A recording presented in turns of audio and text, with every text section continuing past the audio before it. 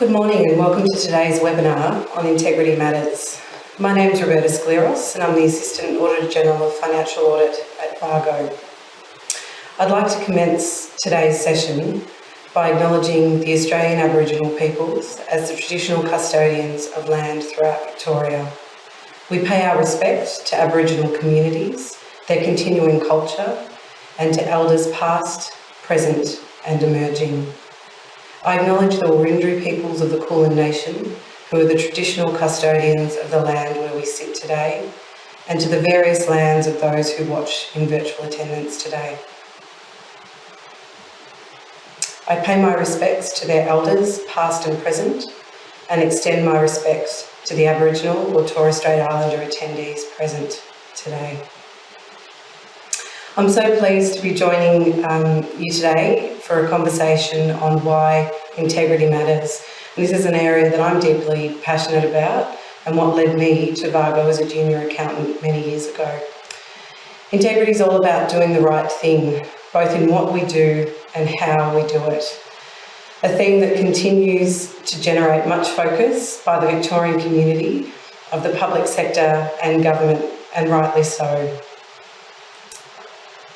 Many of us here today work in the Victorian public sector or local government sector and therefore understand the high standard of integrity we must hold ourselves to because of the confidence the community entrusts in us to implement our roles. Today I'm joined by an exceptional panel to further explore the importance of integrity within the public service.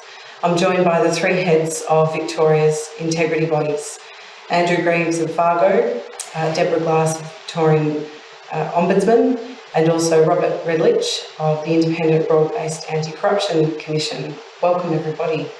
Thank you. Lovely to be here. I'll just go through some bios this morning just so everyone understands a little bit of the background of our panel members.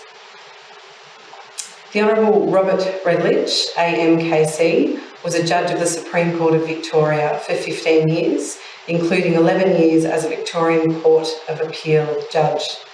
He was previously a member of the Victorian Bar for some 30 years and served for a period as chairman of the Victorian Bar Council. Robert's significant achievements in legal practice were recognised with his appointment as the Queen's Counsel in 1984. Welcome, Robert. Andrew Greaves is the Auditor-General of Victoria.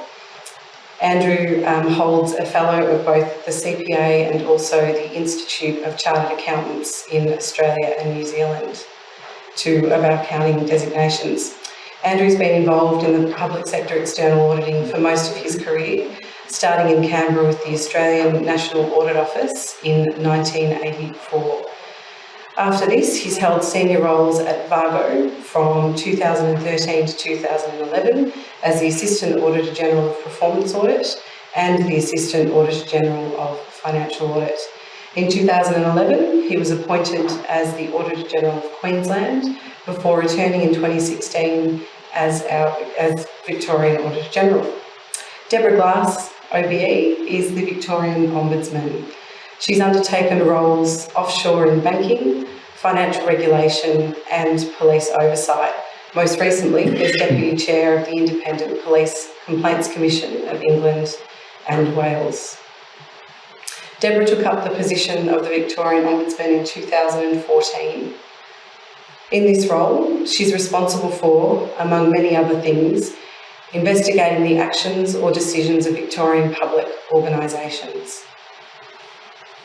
She's committed to ensuring fair and reasonable public sector decision-making and holds a firm belief in public sector integrity and advancing human rights. Welcome, Deborah. Welcome, Andrew. So today we've received a number of questions from our attending audience, in which I will go through shortly. But before we get into the conversation, I'd like to make a note on timing. As I'm sure you're all aware, Victoria's state election is coming up this Saturday, the 26th of November. What some of you may not be aware is that Commissioner Redlich's term is coming to a close. We didn't want to miss the opportunity to have the heads of the three integrity bodies, IBAC, VAGO and VO, come together one more time to discuss why integrity matters. The date of this webinar has therefore been chosen not because of the upcoming state election this weekend, but simply it's because of the day our panellists' calendars aligned. Therefore, we acknowledge that the timing of our webinar during caretaker period may be a constraint on some of the conversation that we have today, and our panellists will carefully navigate through conversations, taking that current context into play and to answer as best as they can. All right, let's get started this morning with our first question. And I'll take our first question to Deborah. How do you describe a positive integrity culture to someone new to the term, Deborah? Well, Rebecca, you mentioned that integrity is about doing the right thing. So, a positive integrity culture is one that embeds the doing of the right thing. That's demonstrating working in the public interest, accountability, transparency, and so on. But let me just share with you what I think is a great quote that is 30 years old now from the Treadway Commission. Official policies specify what management want to happen. Corporate culture determines what actually happens and which rules are obeyed, bent or ignored.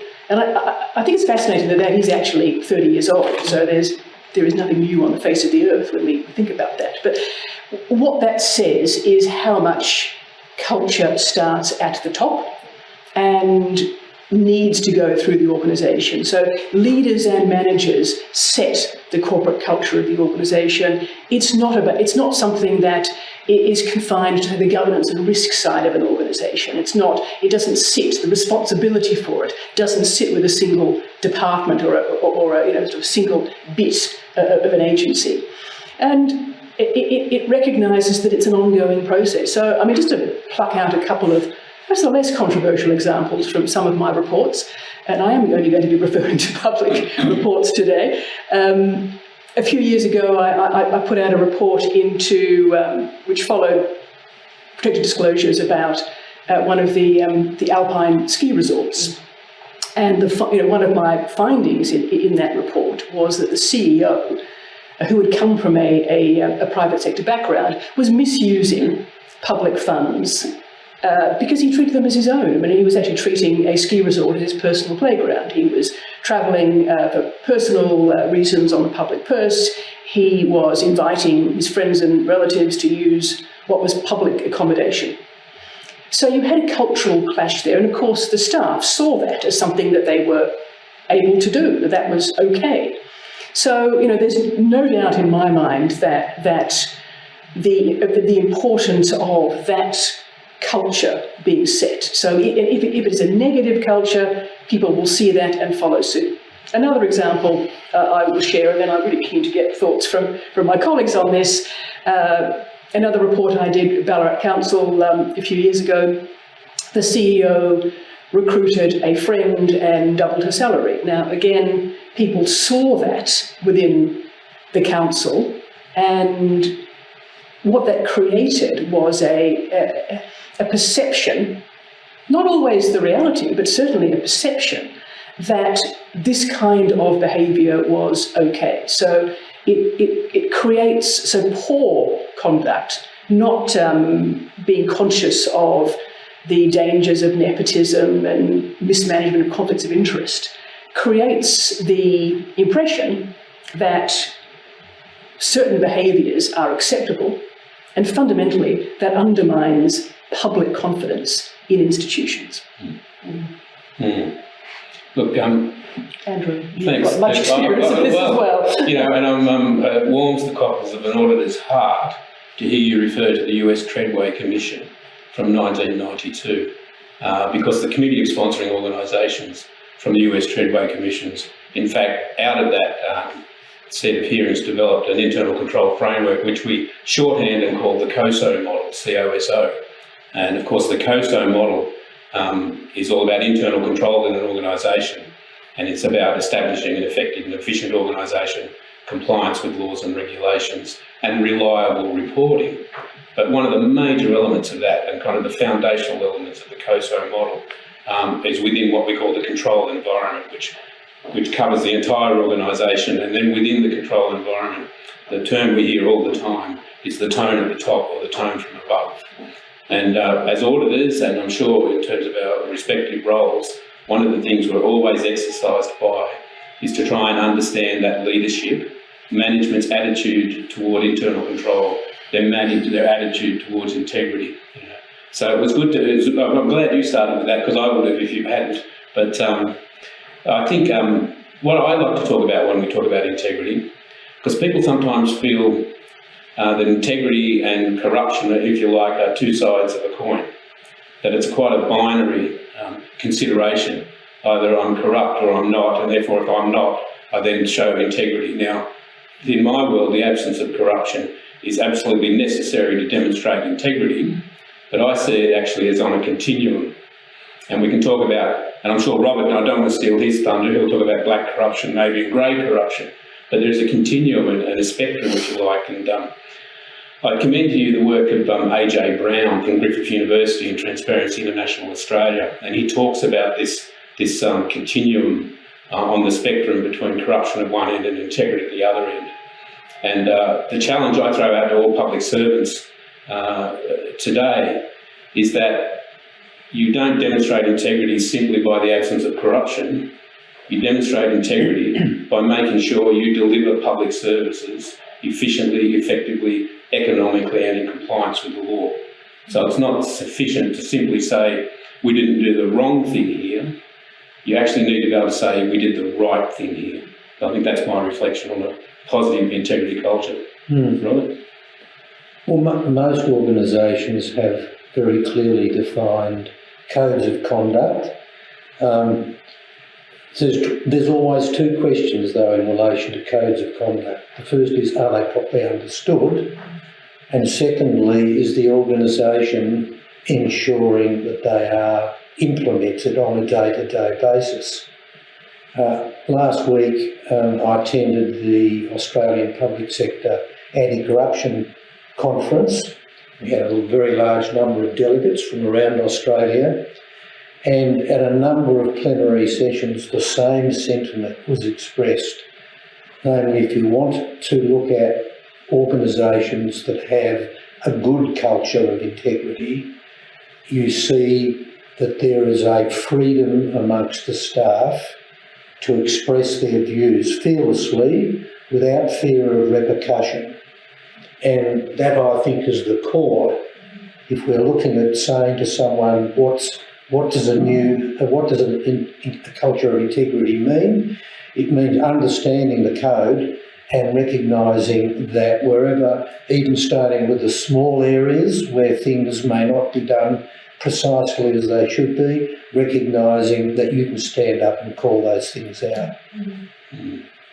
Thank you, very true. All right, we'll move on to our next question in the interest of time this morning. Andrew, I'll invite you to respond to this question initially.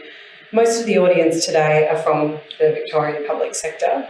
From an integrity perspective, we hear much about a public servant's critical role of speaking truth to power. What does this term mean to you? It's an interesting concept. It's a fairly loaded concept, speaking truth to power. It obviously reflects the fact that there is a power relationship and in the context of the Victorian public sector, and maybe more broadly, and maybe just responding to your opening remarks, Roberta, about the election period. Having worked in 3 jurisdictions, I'll generalise my comments, and I'm not going to attribute these comments to any particular jurisdiction. It'll be my observations over working at the federal level in Queensland and here in Victoria.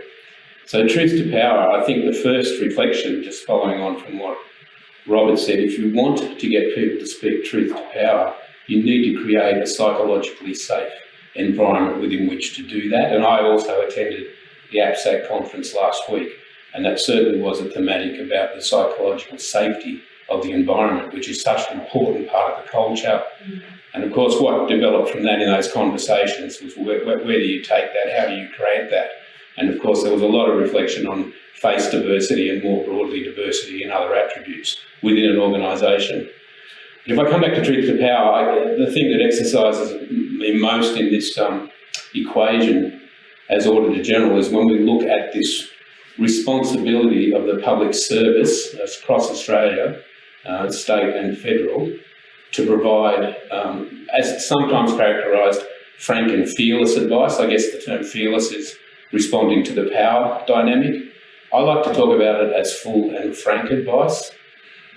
Full in the sense that where I have seen public servants fail to discharge their obligation to provide impartial advice to ministers, a lot of it is about being what has been euphemistically expressed as being economical with the truth.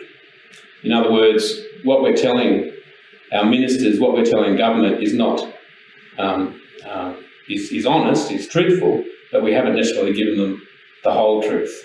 And to me, that's quite a disturbing approach, taking the attitude that what I will do is I will only put in the information that either serves our agenda as a public service in trying to convince a minister of the merits of our advice, or I might even second guess what I think the government wants to hear in its advice. So I might want to shape the advice and cherry pick so that it's supportive of a government agenda without necessarily giving all the information that would be required and demanded if you were trying to take a balanced view of the world and come up with an informed decision. So I've seen this over 3 jurisdictions.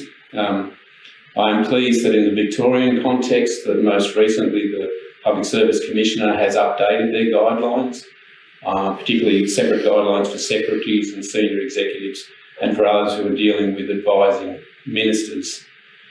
And it's always put to me, and one of the examples that's quite often put to me in this setting is, but the government's made a decision, Andrew, so our job was to get on and implement the decision. And of course, as public servants, your job is there to implement the government's agenda. But those guidelines make it clear that while you're not there to frustrate the agenda or to second guess the decision or to continually contest the decision after it's made, you need to be mindful as a public servant that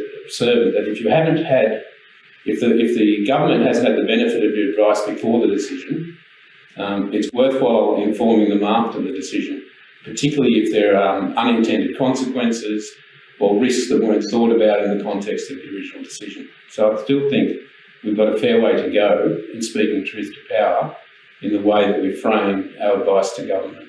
I'm not sure if the others have a view on that.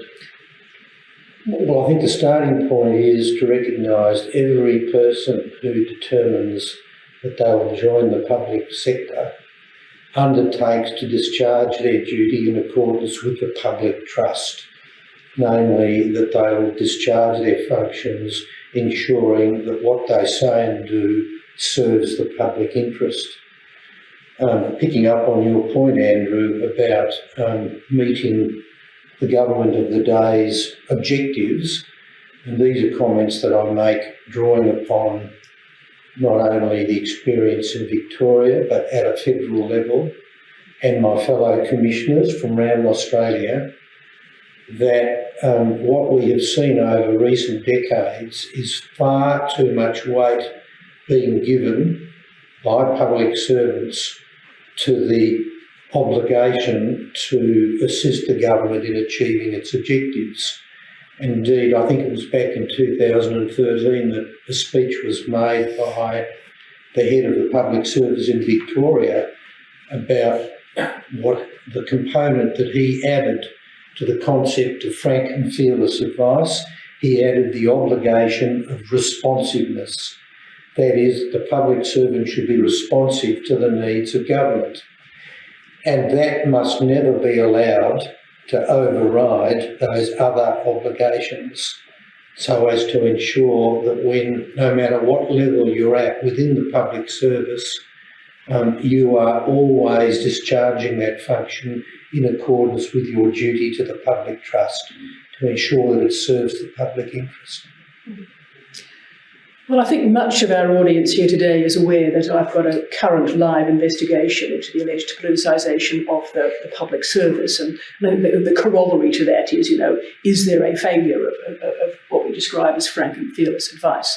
So I'm very consciously not going to talk about that because it is an ongoing investigation, but hold that one for 2023. I think just the one thing I would pick up around speaking truth to power, and we've talked about an atmosphere in which people feel free to challenge. I think I would just mention the whistleblowing regime and the importance of that in speaking truth to power, because even if you're not confident about your organisation, even if you don't think that it is creating the kind of environment where you can challenge management or leadership about its actions and decisions, the whistleblower regime does provide protections and anonymity for people who want to come forward with allegations that are deserving of investigation. I mentioned those investigations involving CEOs before. Now, that took some really courageous whistleblowers, and good on them, who went to IBAC or came to my office and said, we're concerned about what is going on here.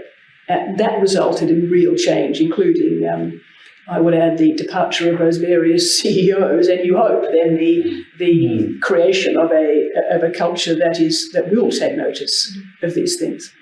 Thanks, Deborah. That's good advice from many of our attendees today.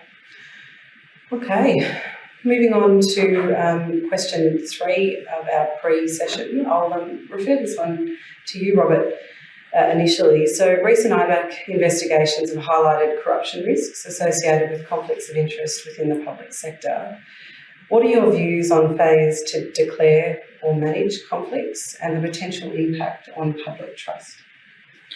I think that the question probably had in mind Operation Maru, which is the most recent investigation in which we published a report in which the CEO for many years had not been discharging his obligations in accordance with the principles of conflict of interest. This comes back to a point I made a little earlier, that the starting point always has got to be, are the codes or standards understood? And strangely enough, perhaps all principles, there seems to be a perennial misunderstanding of exactly what is entailed by conflict of interest. It's a bit of a mystery to me why it should be so poorly understood. I suspect the answer in part is because it's not adequately and rigorously enforced within every organisation. So in the case of Maru, the conflicts of interest had gone on for 20 years, in which the CEO had bestowed benefits on a particular company, in which he had an interest through his partner who held a very senior position in that company. I think the main area of difficulty in conflict of interest is with the concept of a perception of a conflict. Most people understand when there's an actual conflict, but where they should say, no, I can't do that because a reasonable person, properly informed and looking at what I'm doing, would have concerns that maybe I won't impartially go about the discharge of my function. It's a really important concept, but picking up Andrew's earlier point about soft corruption, it's an important area because it is often the start of a problem, which then, if it's not arrested, leads to something more significant. Well, if I can pick up on that, Robert, you're so right, because so many of the protective disclosures that I get to investigate go down to perceived conflicts. And if I have one message to the public sector about managing of conflicts, it is about the importance of perception, which is as real in its way as the reality. So, for example, I put out a report not long ago into a local council where the allegation was around the allegations of corruption between a planner and a property developer. And you can see where that came from, because the planner was having Christmas lunches with the property developer, and there were things going on that weren't declared. But so often it comes down to, it may be incompetence, it may be all kinds of things that are not actually corruption, but it creates an impression that if it had been managed in the first place, would not have resulted in the investigation by the Ombudsman. So, the importance of recognising the perceptions in conflicts and dealing with those. I couldn't agree more. But reflecting on what Robert said, I too have quite often mystified, maybe is overstating it, but it just doesn't seem to be uppermost or foremost in people's minds. So when we did the audit reviewing, the emergency expenditure, we did find a number of examples where people hadn't declared either perceived, potential or actual conflicts. And you try to get to the bottom of it, and part of it is probably this lack of awareness of the need to, a lack of an appreciation that this is actually an integrity matter. So I'm trying to understand that human dimension about why people don't even think about conflicts of interest. So sure, the guidelines should be there, but how is it lived in the organisation? In my own organisation, we have a standing agenda item on all our senior executive and operational groups. The first item is conflicts of interest. And so we just make it a practice. It's just good housekeeping. And then that's seen throughout the entire organisation, that we are positively stating that we believe we have no actual or potential or perceived conflicts of interest. So I think more work needs to be done in that space, and people need to appreciate the central importance of it. But I think the other psychological factor that could be playing with people's minds here is that they therefore perceive conflict of interest bad, but really the way to manage a conflict of interest is to declare it. If it is declared and open and is known about, then it can be managed within a process, whether it's a recruitment process or a procurement process, it doesn't matter. So it doesn't automatically mean, corruption. Let's just declare it, and then we can manage it. I don't think people appreciate that is the way to manage conflicts of interest. I'll just pick up the point there, Andrew, that I think the concept of managing a conflict is sometimes misunderstood as meaning I can stay in the conflict as long as it's managed. Yes. No, managed meaning that you've got to remove the conflict. Exactly. You recuse yourself from the decision. Exactly right. But I think the first thing is don't be afraid to declare the conflict. And I think that's something we see all the time as well, that there is a perception that a conflict is a bad thing. Yeah. We all have conflicts. Yeah, nobody in public or private life does not have some conflict of interest in their day-to-day work or life. Mm-hmm. So it's normal. Yeah. But, it's how you deal with it that is what demonstrates your integrity. Yeah. Thank you. Okay. We've discussed through some of the conversations some measures to mitigate corruption risks and to promote good governance. But when it comes to public confidence in public institutions, is it enough for public officials to simply say, trust us, we're the government? No is the short answer to that question. I mean, I'm not going to expound on the social contract between government and the people and democracy and so on, but the fact is that if the public sees unfair decisions, if there's no accountability, if there's no transparency in decision-making, then that fundamentally undermines public trust. And such a huge part of my job is exposing these things and saying, this is how you could have done it better. So, just to dust off a few recent examples, the importance of community consultation. We looked at how the Environment Protection Authority was making decisions in relation to toxic spoil from the Westgate Tunnel project. Now, in the end, in fact, we found that their decision-making itself was sound, it respected human rights. Where it went horribly wrong was their failure to consult and communicate. And what that meant was that people were really scared in the community about where this stuff was going to be dumped. And the response at the time from the EPA was, well, we're not going to engage because people are angry. Now, in fact, that's precisely the point where you do need to consult and you do need to engage and to confront with facts and evidence and things they had. So, I put that as an example of how that undermines public confidence in our institutions by a failure to engage and consult. And we've seen other examples. I'll just pluck another out of the air. The border crossings scheme when Victoria was not only locked down, quite recently, but people were locked out. And a key issue there was an exemption scheme. On paper, it looked very sound, but when we looked at the fairness of decision-making, we found a lot to answer for. And what you see from that are where there's no reasons for decisions, for example. No reasons are given. There's, on the face of it, decisions seem unfair. Again, these undermine public trust in government. So there's some pretty simple basic tools that we can derive from that. Be open and transparent in your decision making.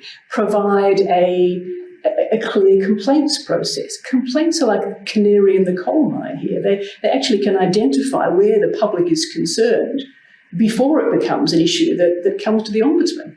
So there are some really simple techniques that public agencies can follow to promote public confidence in their institutions and in their decision making. And I encourage our audience, if they're not aware of those, to read some of my reports. Well, I think we have to acknowledge nationwide that there is less trust in government now than there has been for a very long time. And I've been saying now for some time that the explanation for that really lies in the redistribution of power within executive government. By that I mean that we look at the common phenomenon of the concentration of power around leaders. We look at the increasing sphere of influence of ministerial advisors.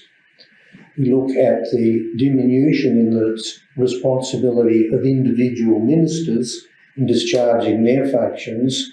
And finally, we look at the decreased role which the public service now plays in providing policy advice and as we touched on earlier, on the reticence to give frank, fearless, independent advice. A good example of that is in the saga that arose in relation to the former Prime Minister in relation to his decision to confer on himself a number of ministerial portfolios, which highlights a number of those pillars of the executive government all working together to produce an unsatisfactory outcome, namely concentration of power, the failure or distortion in responsibility between the leader and their ministers, and the failure of the public service to speak up and say, you can't do that.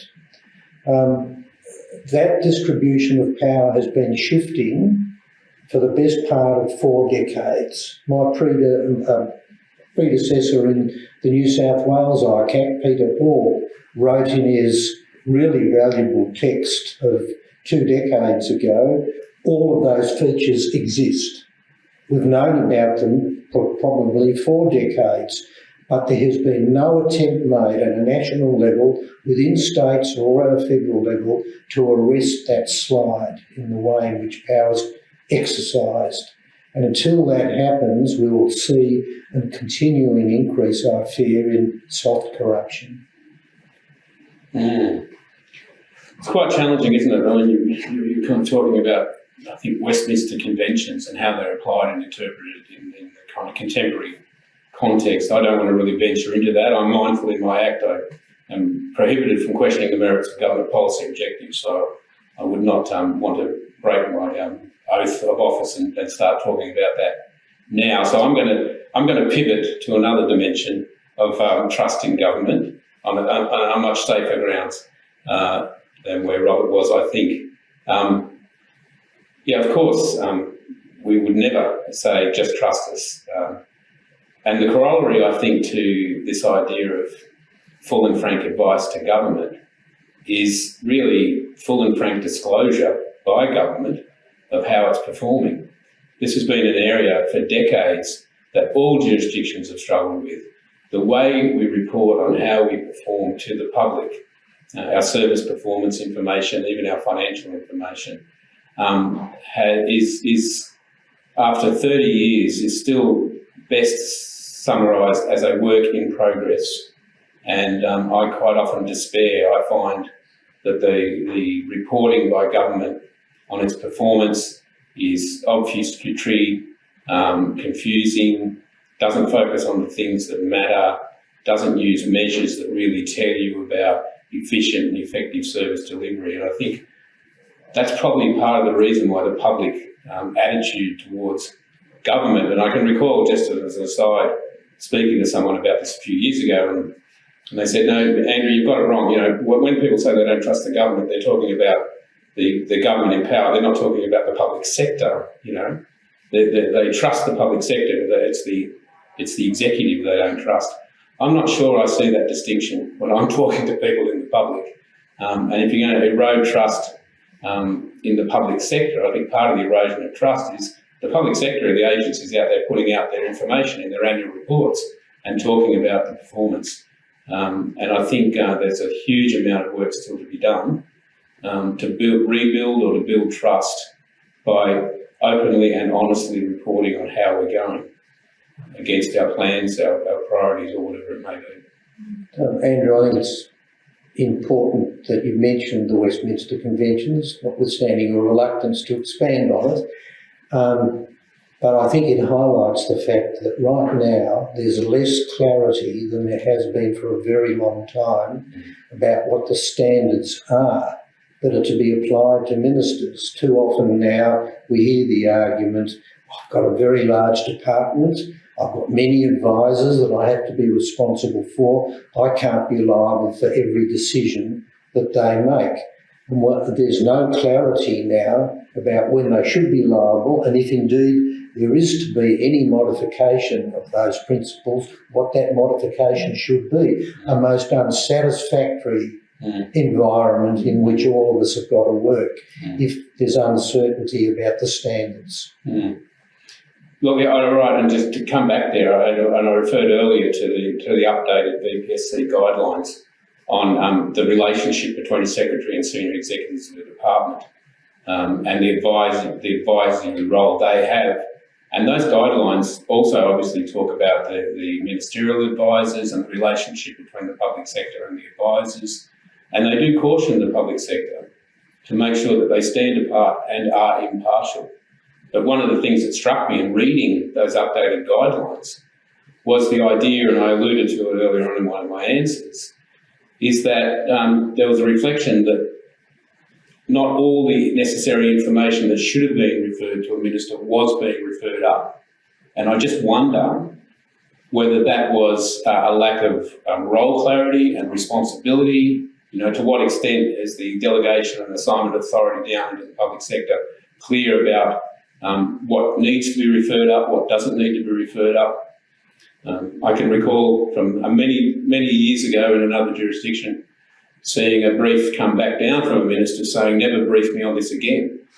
Now, the guidelines kindly say, well, the minister might say that to you because it's not a material matter and they don't need to be briefed on it.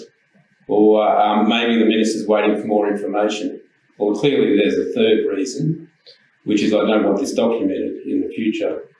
But so these are the challenges we face when we are asking questions about integrity. You know, what is my relationship with the minister? What is my relationship with the ministerial office? What type of briefings am I putting up? Am I giving full advice? So not being economical with the truth. And is it frank? So again, I think we just keep coming back to this idea of the role of the public sector, the public servant, and our need to adhere to our codes of conduct when we're providing advice. And you touch on the influence of the advisor, because it's important to remember both historically and as things presently stand, the advisor is first and foremost a political advisor, not giving advice about whether or not the particular matter necessarily serves the public interest. And so if the advisor is able to play a too dominant role, we immediately have the risk that the power is not being exercised for the purpose for which it was intended.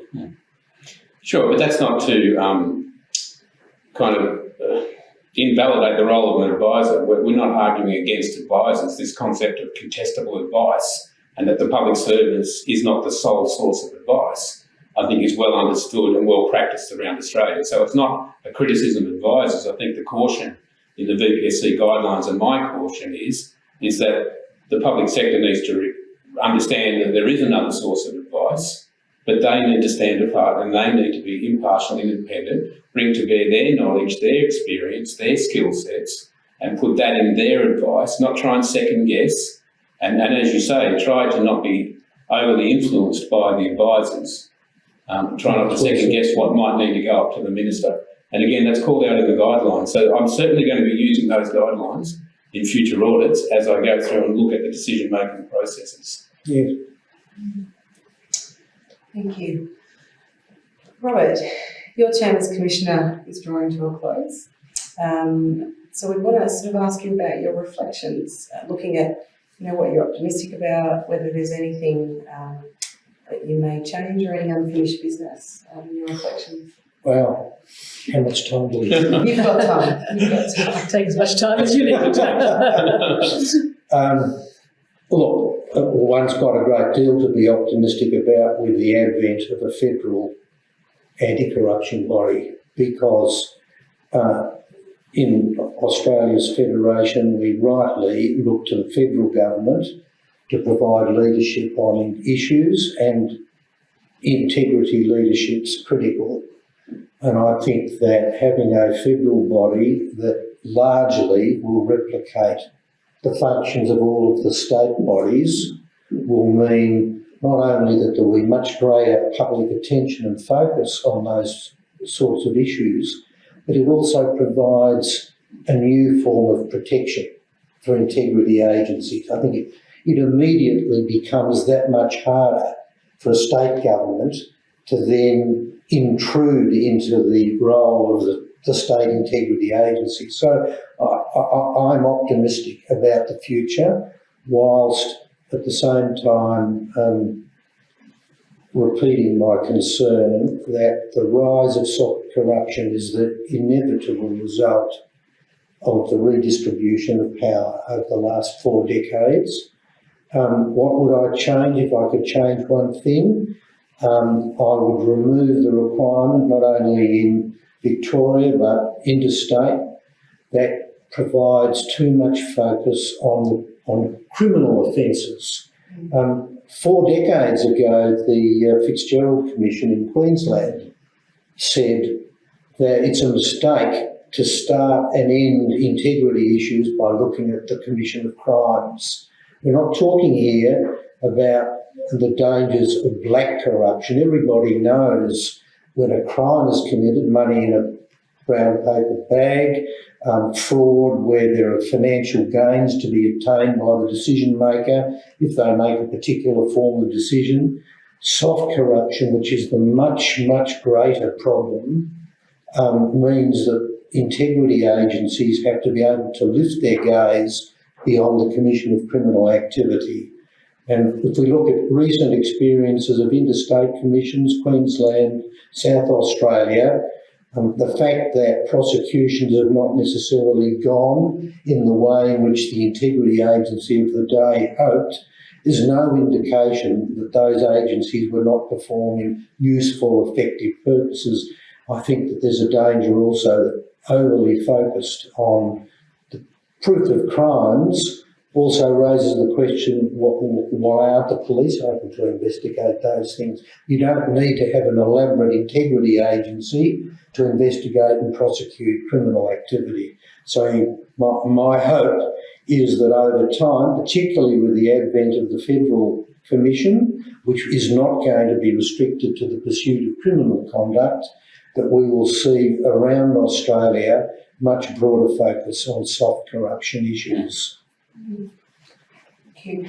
Deborah, you've been in the role since 2014. Any reflections? Yeah, it's we did get some advance notice of questions, and I was thinking about what was I optimistic about, and I really actually struggled with it. I will confess to this small audience, but I did actually land on a very similar point to the one you've raised, Robert, and that is that I am optimistic about the increased public interest in integrity, and I think that's a really good thing. That I think it's a good thing that we have a whistleblower regime. I think it's a good thing that that people are increasingly, and this is my sense, increasingly confident about coming forward when they think people are doing the wrong thing. Because ultimately, what, as we've all been expanding, what creates an integrity culture is the willingness to come forward. I mean, if we simply relied on getting into people's sort of books and records, we would never get anywhere near enough to the heart of where things go wrong. So you've got to have the insiders who say, I'm not happy with this. Mm. So I am optimistic about that. I am more optimistic about the overall importance that the public now places on integrity in public life. I think that's a really good thing. Mm. Andrew? Well, in fact, I'm in my last year of my term as well, so it probably is time for me to start reflecting. But I'll save that for next year's webinar. And I'll confine my commentary to, I think, given the title of today is about integrity matters, my views about integrity. And I'll just echo what the other two speakers have just said, and particularly acknowledging the potential for the influence and impact of the federal Anti-Corruption Commission. I was taken by the work that's being done at the Commonwealth level already on integrity and having a focus on integrity and doing the integrity risk assessments that will need to be undertaken and are being undertaken, and the integrity maturity models. So I think they commend themselves to every jurisdiction, and I think we should all be taking that lens, that type of lens, and applying it to our own organisation, doing an integrity risk assessment within our business at the organisational level, at the program level, right down to sometimes the individual procurement transactional level. So I'm optimistic that through osmosis and through sharing of information and knowledge and best practice, that we will lift the game as it goes to integrity. What might militate against that? Probably, we've spoken about tone at the top, and the leadership is so important. But the other reflection I have, and we've all experienced, I think, all being the jurisdictions over the last few decades, is what people talk about is the hollowing out of the public sector, the loss of knowledge, skills, experience, the degradation of capacity and capability. And I think some of that can lead to these issues of integrity, as much as, inefficient and ineffective service delivery, because we just don't have those skills retained within the public service. And again, I was heartened by the approaches that are being spoken about at the Commonwealth level about rebuilding the capability and capacity of the public sector, and using consultants when they should be used, but actually employing full-time public servants in their more traditional roles. So I guess I'm optimistic that would also be a direction that other jurisdictions will take. Professor Coldrake, who spoke at the ABSAC, repeated the really important observations he made in his review, that the hollowing out of the public sector has contributed to their lack of influence in directing government the right way. It's a really important consideration. And I would encourage people to read the Coldrake review, because there are so many lessons to be learned from it. Thank you. Well, that concludes some of the pre-session questions that we had, and I think we've probably got a little bit of time for a live audience question or two. I'll just see if any are coming through. Okay, so we've received some questions from smaller organisations across the public sector. What are some examples of fraud and corruption prevention for agencies with very limited resources? Can I just start with a culture point? Because you don't need a lot of resource to set the tone that integrity matters. So, this is simply, you would have the tiniest agency, the head of that agency, the head of that department, makes it very clear that they have a concern that these things are important. And it's about, as you were describing in your office, Andrew, you make sure that you read the confidential declarations, you make it clear that you care about these things, you make it clear that these things are important. You don't need to have a lot of resource to set a positive tone. I couldn't agree more. I think, the challenge for small organisations, we're resource challenged. We can't set up separation of duties as we might otherwise wish to, which would kind of build some control into the system and help prevent or detect, fraud or corruption. But really, the tone at the top, it permeates the organisation. In fact, the smaller the organisation, the easier it is to permeate. Everyone looks up and sees what management does, how they act and behave. And typically in a small organisation, hopefully management's walking the floor, and so you actually physically experience the organisational tone from the top. So I think that's probably the response. You can't build expensive, costly internal controls. It's got to be about people's attitude and culture. Absolutely. Do you feel the read's harder in a virtual world to do that? There's certainly challenges we experience because you don't get to walk the floor. You don't. So I think the new world that we're in is quite challenging in trying to manifest, if you like, and exhibit the attitude of management. But there are other ways to do it.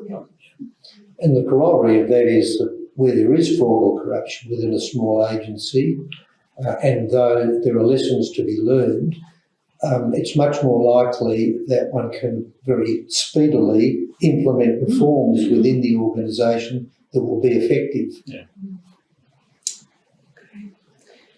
Might move on to, I think we've probably got time for one or two more. So what advice would you recommend to public servants who have witnessed questionable acts of their superiors and are seeking to involve oversight bodies to investigate potential wrongdoing? Are there particular resources or items that we should submit to oversight bodies that will carry out more weight when determining the probability of the case? Well, I think there's a really simple answer to that question. Make a disclosure, whether it's to my office or to IBAC, we assess everything. So if it comes to me, we will assess. If it's a matter we need to refer to IBAC, and we'll ask questions. So provide whatever evidence you have available to you. If you think that somebody has done something really dodgy, you've got emails or documents that would support that, then please provide it. We'll ask for why you think something is questionable. What we're looking for though is, does it meet the threshold for improper conduct? And that's the test that we're obliged to apply under the law, and that IBAC applies when it's considering its own assessments. So give us whatever you can to support your concern that the conduct is improper. I think it's important to emphasise, of course, that the complaints are confidential. Absolutely. And protected. But IBAC gets a vast number of complaints per year, maybe 5,000, 6,000 or more. And what's immediately discernible from complaints is if you have someone on the inside who knows what is going on, it becomes very apparent from the content of the complaint, and invariably what will then occur is there'll be follow-up communications and discussion, and of course always done mindful of the wishes and whatever limitations the person providing the information wants to impose. Yeah. But I don't think it's necessary that the entirety of a course of conduct be disclosed in the first complaint. No. It's enough that you make clear in the disclosure that you know what's going on. And I just make the point that we also accept anonymous disclosures, but it is important to recognise that we need enough to go on. So sometimes you'll get an anonymous disclosure without the evidence that even allows you to turn over the stones to determine if there is something there that is capable of investigation. So if in doubt, or if you're really concerned, make an anonymous disclosure, but provide enough to give us the material to decide if there is something there that we should be looking at. I guess that's the challenge of it. I'll throw a question in because it occurs to me, what's your advice to people to if they want to become investigators themselves, do you caution them against, if they've got a sense that there may be some corruption or something going on, do you caution them against them trying to do the investigation on their own behalf to give you the evidence, or would you rather they simply give you the evidence they've come across? Just give us the evidence. Just give us the evidence you've come across. Yeah, that's right. Leave it to the experts to do the investigation. I would have thought that would be the advice. Yeah. Okay. Great. Great. I think we may be able to squeeze one more in. So the final question I'll ask today is, what advice would you give someone who would like to work in one of your organisations? Any pointers for any future candidates? Apply. I mean, there is, I suspect all three of us are in a situation where we are always looking for good people, particularly investigators. So investigative backgrounds come from a large range of areas. You don't need to have really depends on the skill set you bring. But I think we're always looking for good people with integrity, with public sector values, with skills of a wide variety. So, hey, look at our website, and if there's send us your CV. No, we are agreed. We are in real need of valuable people across the board, whether it's investigators, legal division, intelligence and analysts, administration, call takers, complaints handlers. We are desperately in need of good people. Yeah. I echo those sentiments, and I was talking to Robert before this session, and we're talking about, how do you set up an integrity organisation reflecting on the federal experience they're just about to go through. And one thing I'm always looking for is diversity. I think, it's one of the underpinning concepts, I think, for any organisation, particularly in the integrity frame, is to have diversity. As I said, face diversity and socioeconomic diversity, a whole range of things. So I welcome, we're always continuously recruiting, as Roberta would know, and we're just looking for people, with open and inquiring minds. And analytical ability, of course, is something that we look for in people, ability to conceptualise, understand frameworks and apply them. But, just reach out. Isn't it nice there's only 2, not 3 men? Yeah. I know, that's my worry, and I'm sure this will be corrected over time as well, in terms of face diversity, at least. Thank you. Thank you to the panel. It's been a really thought-provoking conversation. I've taken a lot from it, as I know that our audience will. And thank you to the audience for attending today as well. We do appreciate the time and the valuable insights that you've given all of us today. For the audience, just a reminder, this session will be recorded, so you can access it post the session. I will make note that we received an abundance of questions from the attendees today, and we will, as the 3 collective officers, focus on looking at the content and themes of those questions and to consider them for future sessions on the integrity matters. After the session today, I understand that you'll receive a feedback survey, so we really strongly encourage you to provide any feedback you feel necessary to help us improve the way in which we deliver these sessions. So thank you, everyone, and again, thank you to the panel, and take care and have a good afternoon.